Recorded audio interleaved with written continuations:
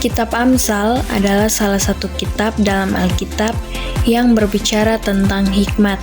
Kitab Amsal ditulis oleh Raja Salomo yang terkenal akan hikmatnya. Selain Raja Salomo, ada juga beberapa penulis lain yang menulis kitab Amsal, seperti Agur dan ibu dari Raja Lemuel.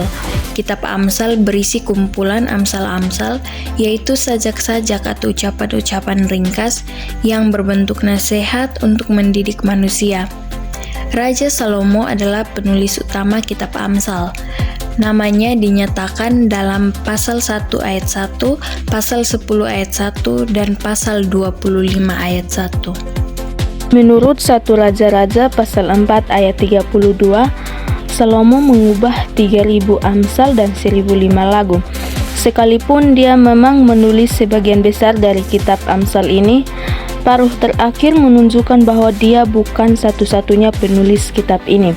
Rinciannya yaitu Salomo menulis pasal 1-24, koleksi Hizkia pasal 25-29, koleksi Agur pasal 30, dan koleksi Lemuel pasal 31.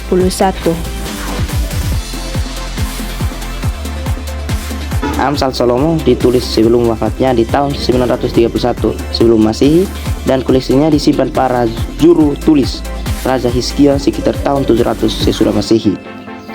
Sedang Amsal lain juga ditulis sekitar tahun tersebut. Oleh karena itu, kitab Amsal ini ditulis tahun 900, berkisar 950 sampai 700 sesudah Masehi.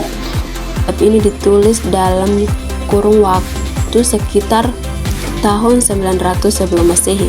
Di tengah masa pemerintahnya, masa sebagai raja, bangsa Israel mencapai titik puncak dalam hal kerohanian, politik, kebudayaan, dan ekonomi.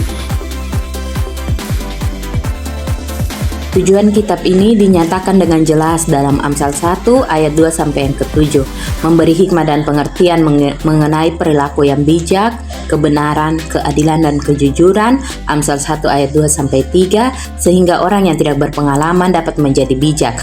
Amsal 1 ayat 4, kaum muda dapat memperoleh pengetahuan dan kebijaksanaan, dan orang bijak bisa menjadi lebih bijak lagi. Amsal 1 ayat 5 sampai 6. Tujuan dari kitab Amsal ini adalah yang pertama, mengenal hikmat dan didikan. Yang berikut, menuntun kepada hidup bijaksana, benar, adil, dan jujur. Amsal menjadikan pandai, serta kebenaran, keadilan, dan kejujuran. Dalam Amsal 1 ayat 3, hikmat bukan hanya serangkaian aturan untuk dihafal, tetapi merupakan jalan hidup. Amsal membuat orang sederhana menjadi berpengalaman dan membuat orang muda menjadi bijaksana. Amsal juga berguna untuk memberi pengetahuan dan pertimbangan kepada orang muda, sehingga ia dapat berpikir secara dewasa. Amsal membuat orang bijak bertambah bijak. Dan tujuan, 3 poin pertama adalah tentang apa yang disediakan oleh kitab Amsal, yakni pengetahuan, pemahaman, dan penerapan. Lalu 3 berikutnya adalah tentang siapa dan apa yang Amsal lakukan pada mereka.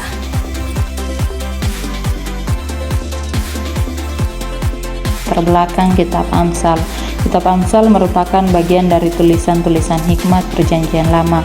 Kitab dari Perjanjian Lama dalam bahasa Ibrani biasanya diberi judul menurut kata-kata pertama kitabnya. Karena itu, kitab Amsal seharusnya berjudul Misiel Silomo, Amsal-Amsal Salomo, yaitu menurut kata-kata dalam Amsal 1 ayat 1a.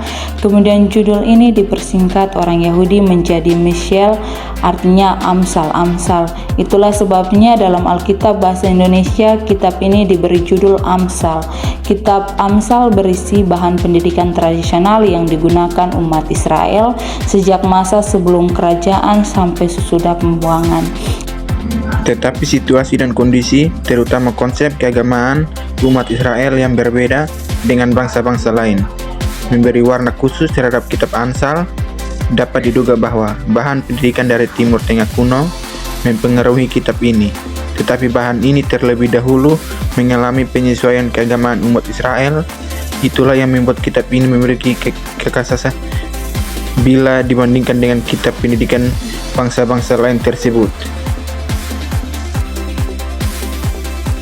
Kitab Amsal memberikan beberapa ajaran utama yang dapat memberi berkat bagi pembacanya. Beberapa ajaran utama tersebut antara lain Amsal memberi pengetahuan akan hikmat, Amsal memberikan kepandaian-kepandaian, Amsal memberikan kejujuran, Amsal memberikan pengetahuan tentang takut akan Tuhan. Selain itu terdapat beberapa ayat dalam kitab Amsal yang membahas tentang berkat seperti Amsal 10 ayat 6 yang menyatakan bahwa berkat ada di atas kepala orang benar.